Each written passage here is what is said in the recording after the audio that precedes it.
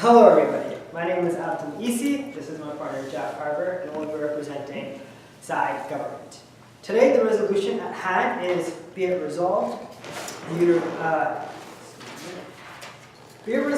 university as we know it will be dissolved. So I will define the resolution as university as any post-secondary institution where you graduate with a degree. I will define dissolved as a phase-in approach, which will be a 5-year approach as defined. All right. So recently I was talking with a past alumni from the University of Manitoba Mechanical Engineering, and she works at Hydro. She's been a past alum for over 20 years. In our conversation, it was brought up, she asked me, have you had a professor named Dr. Trim? And I said, yes, he was a great prof, he was a great guy, class was very difficult. And she agreed. She brought up a lot of points that I felt I went through at the exact same time. It was weird the fact that somebody who had graduated 20 years prior had a similar experience towards what I'm going through currently. And this is why we believe that the university should be dissolved and there should be changes into the system. So, what I'm going to talk to you about today is a lot of the inadequacies in universities today present 3 main issues. A, there's rigidity built into the system. B, the means of assessment towards the students is unfair and unreasonable. And C, the cost associated in post-secondary institutions. I today will talk to you about the change in the workforce. I will talk to you today about rigidity and means of assessment. And my partner here will talk about cost and then a plan of a roll-up towards how we would go through implementing a plan. Rigidity. Something that's really unique towards university experience is it provides you with a bubble. It's a great bubble. It gives you an opportunity to learn. But what we've noticed is that when you go into university, you go here for one aspect. You want a job. You go towards this delayed experience instead of going right to the workforce because you want the guarantee of a job that leads to higher ending pay. But what we've noticed is that what companies want towards what students end off with in their degree, it doesn't match.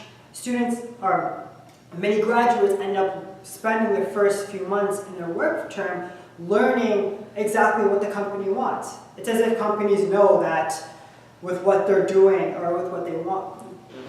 It's as if what companies are understanding is that students do come here and they come to them with a degree and they come to them with skills that are sought out from the university that the university gives them, but it doesn't prepare them with an ability to learn what a company actually does. It's not the same. We believe that changing the system, we can implement a better way for students or for graduates to have a better understanding of what companies want. People to make that job, because what students do want in the end is that job, and giving them the skill set that they need is what we as a university should strive for. Another thing is the means of assessment. A big thing with university is grades, getting the grades, and being the top of the class. And with a class, you always have that final exam where you have to fill in that bubble sheet or answer that final long answer, write that final long answer essay or answer that one hard question. But what we realize is the university is basically embedded into that gaming type system where if you adequately memorize all these facts, so you're able to write a quality paper that you should be rewarded into that system, but that doesn't really help with what companies want in the end. What a company wants is a person who's able to be flexible, who's able to learn on the job. What companies want is somebody who's able to have the skill sets that they need to be the best and efficient worker. Another thing is, yes. So in conclusion, what I've talked about you today is the rigidity that's built into the university system and the loss of assessment that university uses to test students is inadequate and needs to be changed. Thank you. Are we okay that there really isn't implementation in there? Just go ahead, just go. move. Okay. Mr. Speaker, in regard to the government's stance on the resolution, be it resolved that universities be dissolved, it seems quite apparent that much of their argument and their stance arises from the desires of the company. Side opposition must ask, government, is the goal of our society to fulfill the needs of the company? To satisfy the man?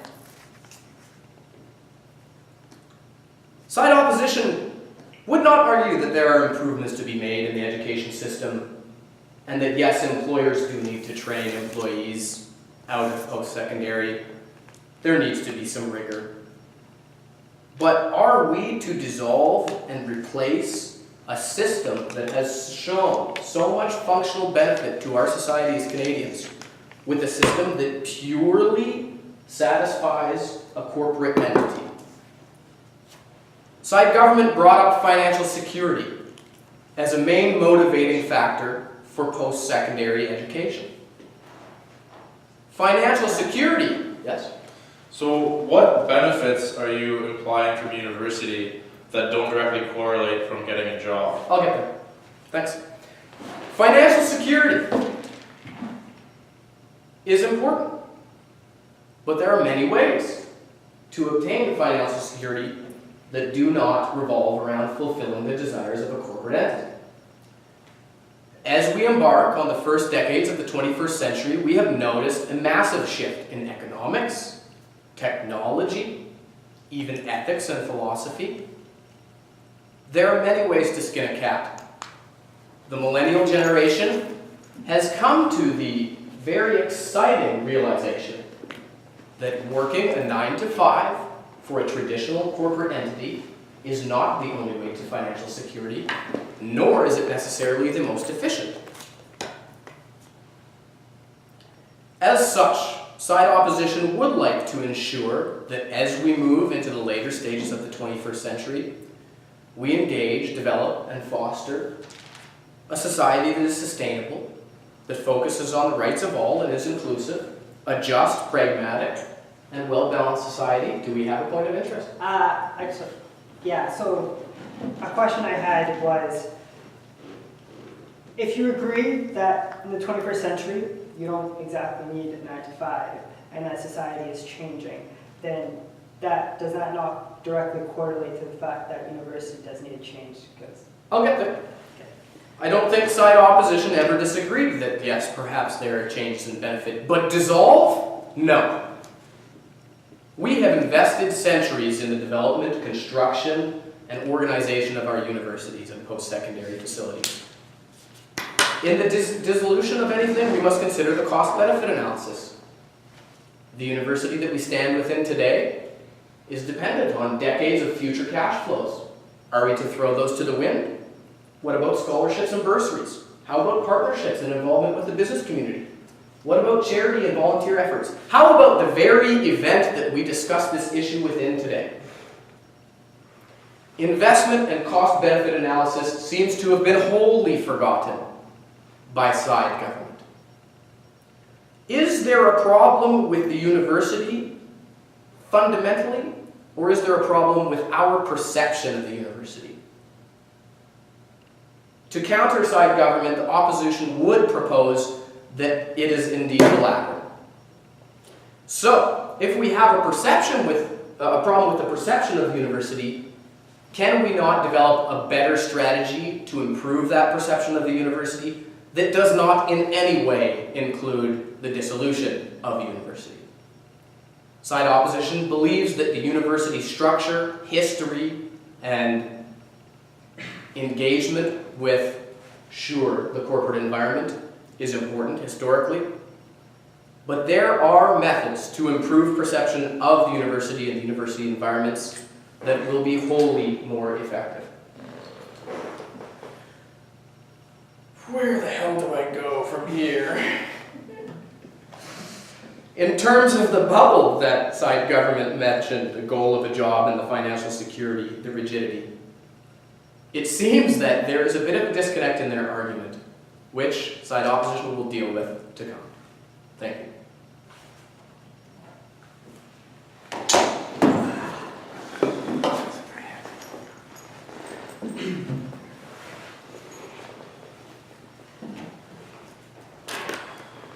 Hello, Mr. Speaker. I would just like to address a few things that our opposition did not care to mention in their argument that we did ask about. They have not raised any benefits of university that do not directly correlate to the business side of, or the corporation side that we're talking about. Nope, protect the time. So hopefully they'll address that in the future. I would like to continue with the rest of our argument, be it the cost and then the implementation of our ideas. So when looking at the cost of university, we want to look at the cost to the government, the students, and the corporations that have a vested interest in these people. So if we look at a government, the student university is an expensive entity to run on its own, and if it wasn't beneficial, because it's becoming less beneficial to corporations, we believe that it needs to change in some way. We think that if we make the university more beneficial to corporations, it'll be more beneficial to the government, therefore. Yes. Side op would just like to again point out government's fixation with the needs of the corporation. Can we please remember other important stakeholders within our society, such as not-for-profits, such as the impoverished, such as the immigrants and cultural organizations. Sorry, the corporate entity is not the bottom line. We think that university is actually dictated by these people, because higher education and having a higher book smart, as we say, isn't helping people get more food. It's not helping people that would need more water or are homeless. We're not building homes by teaching people skills and how to memorize. We think that if we change the system, as we're about to address, it will actually address these issues in a more beneficial way. So if we're changing the system, we think that students are not coming out with the skills required. That's basically what it comes down to. And if we change the system to teach students the skills that are required, they will be a more efficient worker as soon as they come out, and there won't be time and money allotted by companies needed to train people once they're out of university. They can be already trained when they're left and ready to be full working members of corporations or non-for-profits or anything like that. So we think that if you look at a cost benefit, changing the system to be more flexible and having people coming out with skill sets other than a primary just education and a sharing of minds, we think it will be beneficial to these groups. Now we want to talk about our implementation. We think that we can't just get rid of university as it is. We need a timed implementation. So anyone that is in the program already, it'll have to continue the way it is just to uphold what is going on. But we think that people that are coming in, we have to change it for them. So what we want to do is we want to talk to corporations or non-for-profits and say, what do you need from members of society? What is missing from our current situation? Because the way we're working right now is a plan that's been in place for a very long time, and we think that society has changed so much that we can't have the same plan. So we want to talk to them and say, what exactly do you need? And we're going to get a general idea for all different aspects of university, say be it engineers or business students or humanities, where we can look at any different type of company and say, what do you actually need that you aren't getting? By talking to them, we can realize where we can put our resources or where our resources are being allocated improperly. Would you not agree? Talking to people is great. What are you proposing we do about it? So once we've talked to them, we know what we need to do about it, so we can implement either different classes, which is already being done in some programs, like engineering, where they've talked to people and said, what are engineers missing? And they said they don't have proper problem-solving skills, and sometimes they don't have proper people skills. So classes like design address specific issues like that to be able to teach the students and put them in situations like the workforce is wanting. Also, since we've talked to these companies, we know what they're looking for, we recommend that we add since we have a primary system of letter grades, we think that a system should be added where you get a type of letter from professors that actually talks about the character of students, the drive of students, the problem-solving skills. So even if they have a great memory, you can actually know who this person really is. and what drives them. If they're going to be a good engineer, if they're going to be a good accountant, it's not all based on memory. If you have a student that is passionate and loves what they're doing, and they're going to go home and dream about everything that's going on and come back with a great solution, it's better than having someone that's going to memorize a solution that's already happened. In this day and age, we can't just live with solutions that have already been implemented. We can't just have a sharing of the minds. We need a sharpening of the minds, and we need people to be creative for themselves. Thank you. Nice. Yeah, we can clap. Yeah.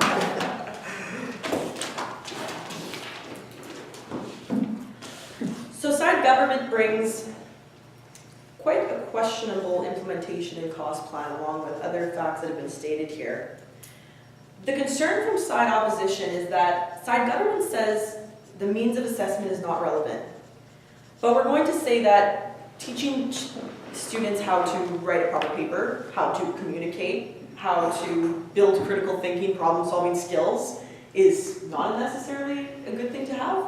Would you really want a doctor who just got out of high school, 18 years old, operating on you right off the job as a means of training? That way we can avoid the whole, oh, I had to go through 8 years of doctorate school in order to, be able to get the first-hand experience. I don't necessarily agree with that. Corporations don't benefit from this. This is the second point that side government has brought up. Why is money being funneled into the individuals going back to school, right? So if we're going to sit here and say that corporations don't benefit, why are they paying for individuals to continue their schooling? Why is it that there is such a high value on people getting into the workforce, having to have some type of degree or some type of education along with this? Why do most of these jobs require this? And the implementation in general is weak. We're discussing, what do you need, right? What is needed? Well, they're going to tell you the same thing that they always get. They want people who have the education, and they want people who are going to have the personality. University itself is set up as a natural filter. Individuals will attend university and they'll, yes? How would the university test for a personality in this current system? The personality can kind of be intertwined with the university itself, so depending what the individual is going towards. If, in general, let's say someone wanted to be an accountant, per se, okay? They go into the field, that's okay. Okay, the individual, yeah. Let's say in general, the university itself is a filter, so the personality itself might be kind of guided as to which field these individuals choose to go into. If they find that they don't like what they're being taught in general, they might not go into that. They might drop out. They might choose to go into a different field. So again, that's why the university is set up to be here. There's too many cooks in the kitchen almost if you were to put everyone directly out of high school or whatever into a job just to get the training and personal experience and have absolutely no idea what they're doing. Yes? So we were not discussing putting high schoolers right into the job force. We were just looking at still having university but modifying it.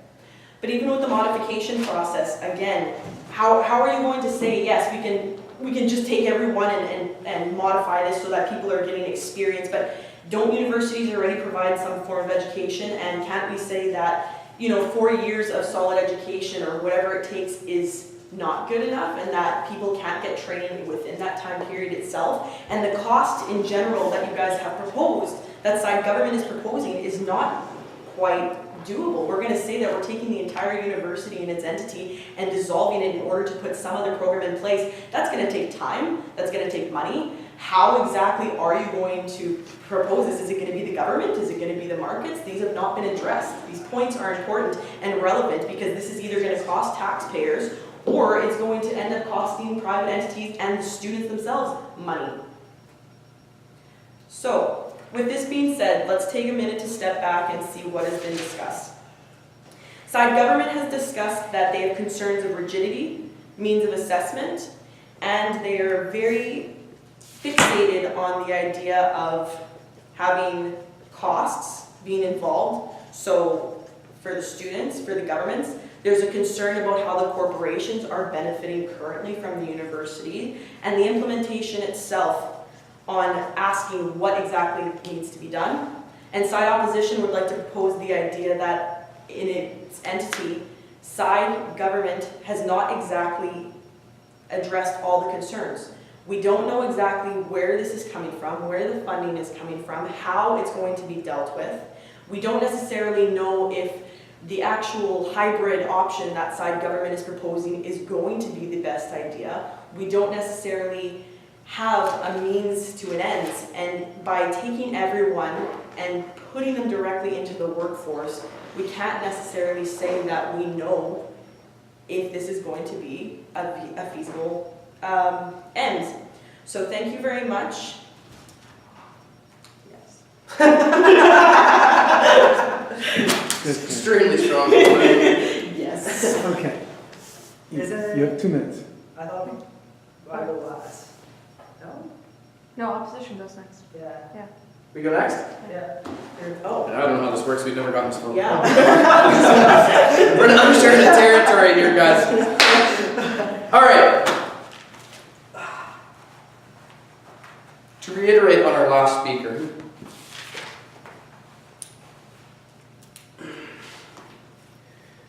government's proposed implementation seems obviously and wholly inadequate, weak.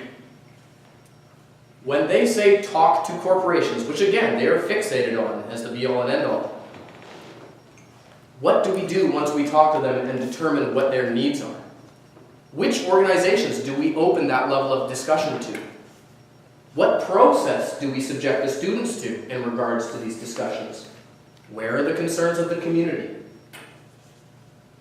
Is this not potentially opening up the possibility of having too many cooks in the kitchen? We have centuries of experience in the educational system developed by traditional universities, and we're going to open up the doors willy-nilly to the corporate environment to tell us how to do the job? This seems incredibly dangerous to the side opposition. We also would like to point out that it seems the government has wholly disregarded market forces themselves. On one hand, they hold up the corporate entity as the be-all and end-all motivating factor to this dissolution of the current university structure. And yet, how about the market forces? Why is there such a low vacancy rate in university courses? Why is it so difficult for me to get a seat in a stats class? Why is there so much competition within the student body? It is obvious there is still a motivation in the market to obtain a university education. For that reason, side opposition must question government as to whether this is a resolution and implementation that is imposed strictly as change for the sake of change. It would seem that side government is trying to shake things up for the purpose of drama.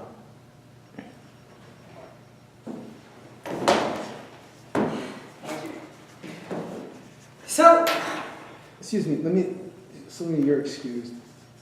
Oh, yeah, hey. I'll email you thoughts. Okay. Okay. so what we've talked in this debate, we've talked about a lot of things. We've brought up a lot of different points. In this resolution that be it resolved, universities should, as we know it, should be dissolved. We've addressed many different fundamental problems baked into the current university program. We've detailed our solutions that systematically addresses each of these problems. A side government here has more or less just fear-mongered in the fact that, we don't exactly know how we're going to do this, so we shouldn't change anything at all. They're arguing for the status quo for the sake of the status quo. Our idea, our solution, what we have addressed and as we've talked about is it's a gradual phased-in approach. It's not a 100% rollout. We can learn from each year. We can learn through different aspects and learn to what we could do better and strive to do better. When we open our doors to industry, to different groups and get their feedback, we can better align what students want and what the natural market wants. As we've been brought up before, the market has been changing, and the university, which has been an institution for hundreds of years, isn't adapting to the rapid change of current society. then we are absolutely failing our students, and we are failing the students that we are breeding today. This is what we need to know.